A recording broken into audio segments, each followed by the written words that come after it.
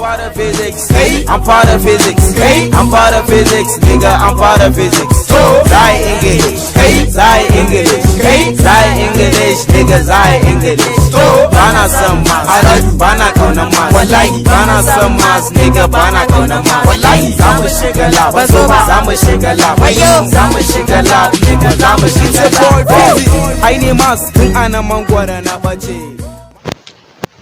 Kamar yadda muka yi bayani a bidiyon mu da ya gabata, hanyar farko da ake bi a maida domin a samu derived quantities daga fundamental quantities shine a hanyar da ake kiranta multiplication.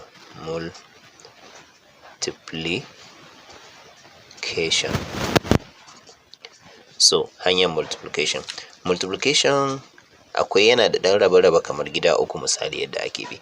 Na farko misali bari mu ce bari mu bashi harafin a, sai mu ce za a iya multiplying din fundamental quantity a ce times fundamental quantity sai mu samu derived quantity.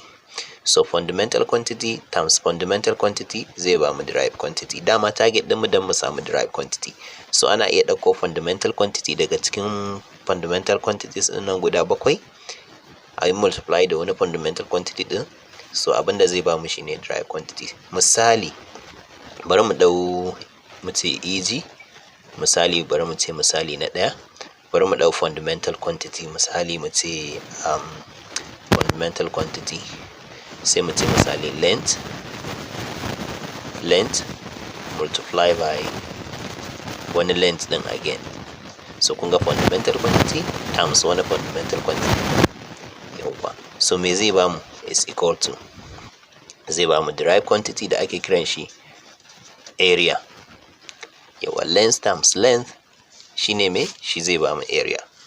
So wannan shine kun ga fundamental quantity, kun ga mun ce fundamental quantity times fundamental quantity, so shine ya bamu sabon quantity da ake kiran shi area. So area anan menene, area is a derived quantity. So saboda haka shi muka nema kenan. So na biyu sai unit din shi, unit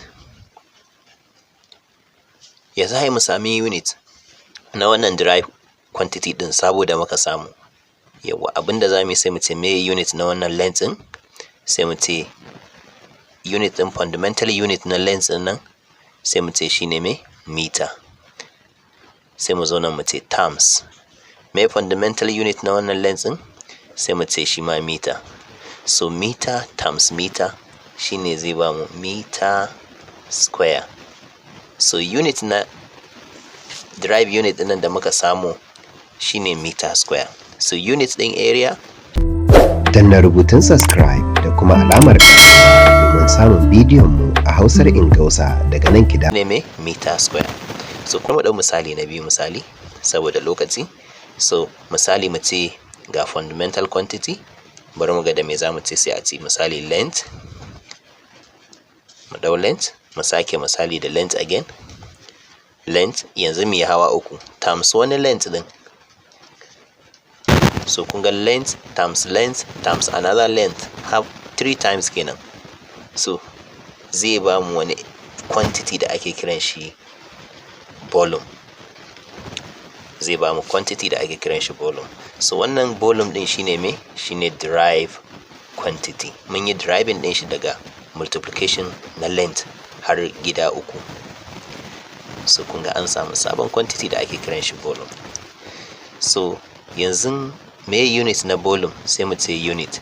To shi ma unit din ana samo shi ne ta hanyar multiplying din unit din fundamental quantities da aka yi amfani da su a nan har gida uku. Misali me unit na length din nan shine meter, sai mu dauko multiplication mu sauke shi a nan mu ce times unit din wannan length din shine meter again, sai mu ce times wani unit din na wannan length din sai mu ce meter.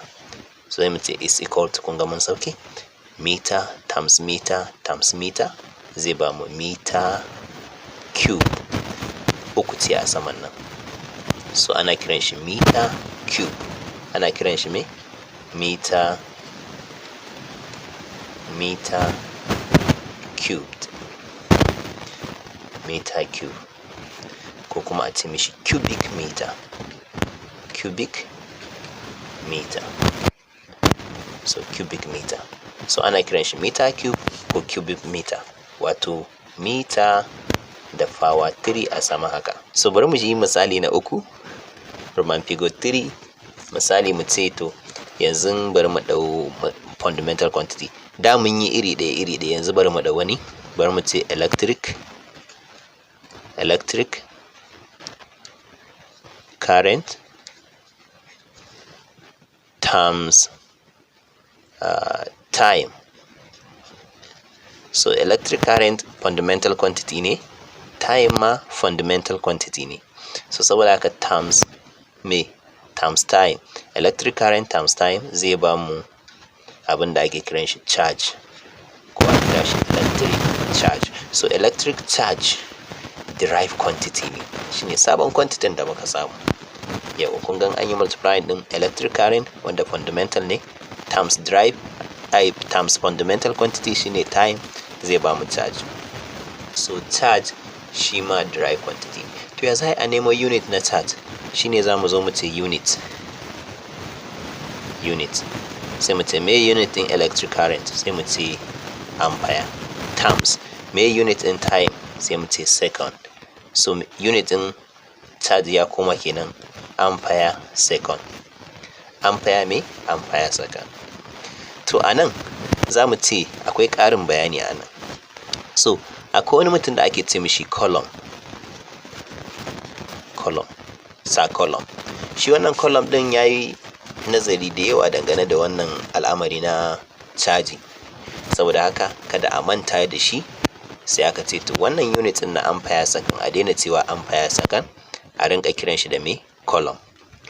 A daina cewa ampere second, a rinka kiran shi da column. Shi yasa kalman column din sai aka yi takaita ta koma me ake kiranta da me, ake kiranta da C ake kiranta da C. So ampere second guda ɗaya, 1 ampere second, sai aka ce daidai yake da 1 column of charge. 1 ampere second of charge daidai yake da 1 column of charge. So shi yasa yanzu unit na charge shine me column, a madadin mu ce ampere second sai mu ce column. Amma a wani lokacin an zo an ce maka ampere second, to aka ce unit din me, zaka ce unit din charge ne, saboda ana son a gane ka san deeply menene asalin unit din electrical charge. So in ka sani shine, wani zubin question na zuwa akan haka. In mun zo amsa question din jams, za a yi jam da neko da waec, za mu ga misalai makamanta haka. Yawwa, so bari wannan mu takaita haka, mu ce mu dau B, shine a ce a fundamental quantity, a ce times derived quantity, shi kuma zai ba mu derived quantity again. Bari mu sa wannan ma DQ, yana nufin fundamental quantities times derived quantity zai ba mu derived quantity. Wannan multiplication din kenan. So na farko ko ai fundamental da fundamental ya ba mu derived, B shi kuma ya nuna za a iya yin fundamental da kuma derived ya kuma ba mu sabon derived again. So yaya harkan take? Misali sai mu ce EG, misali sai mu ce misali na farko, misali kamar yadda muke, bari mu dau quantity, sai mu ce quantity, mu dau mass tunda ba mu dauke shi ba, mu ce mass times mu ce acceleration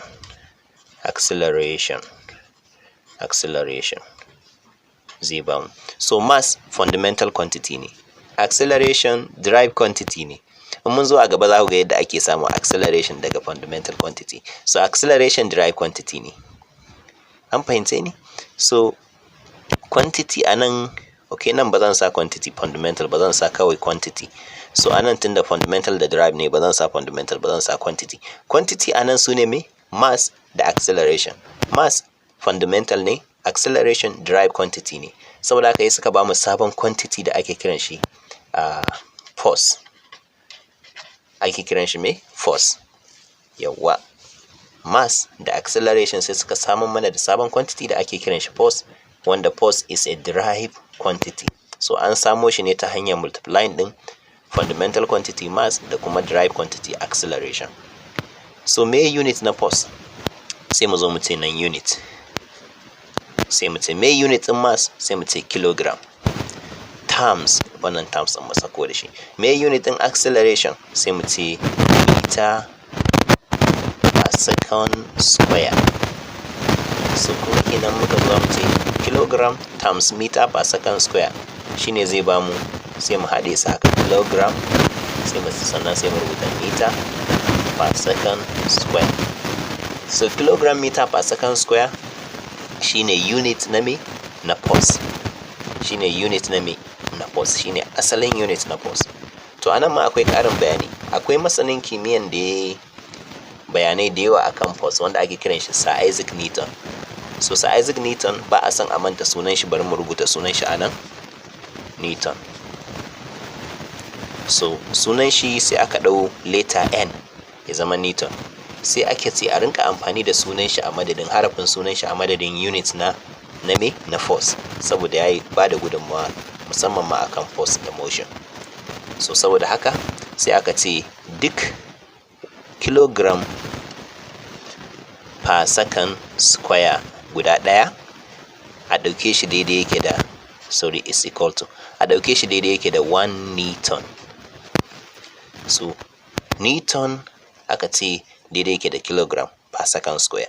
So duk 1 kilogram per second square a ɗauke shi daidai yake da 1 Newton. So daga yanzu sai muka gane kenan unit na force shine ake sa mishi sunan Newton, saboda a rinka tuna da Malam Newton, kamar yanzu yadda muka tuna da shi har na kawo muku bayani akan shi na ce masanin force ne sosai. Yawa Newton ya bada gudunmawa a physics sosai, wanda an ɗau physics aka ce za a yi rabon gado, so ana iya cewa akwai Newtonian physics akwai kuma modern physics. So Newton ya bada gudunmawa sosai. Saboda haka bari mu je talla, sannan daga baya sai mu ƙara akan method na biyu da kuma na uku. Yawwa. Danna rubutun subscribe da kuma alamar domin samun bidiyon mu a Hausar Ingausa daga nan Wannan makaranta mai suna Kidafa School tana koyar da darussukan kimiyya da fasaha ta yadda kowane ɗalibi zai iya amsa tambayoyin jarabawoyin WAEC, NECO da kuma JAM a sauƙaƙe. Sannan kuma cikin ƙanƙanin lokaci ba tare da yin satar jarabawa ba cikin zulumi da ruɗani. Domin koyar waɗannan darussukan kyauta wato free of charge, sai ku ziyarci shafukanmu kamar haka a YouTube Kidafa School Plus 2 da kuma Kidafa School Plus 1.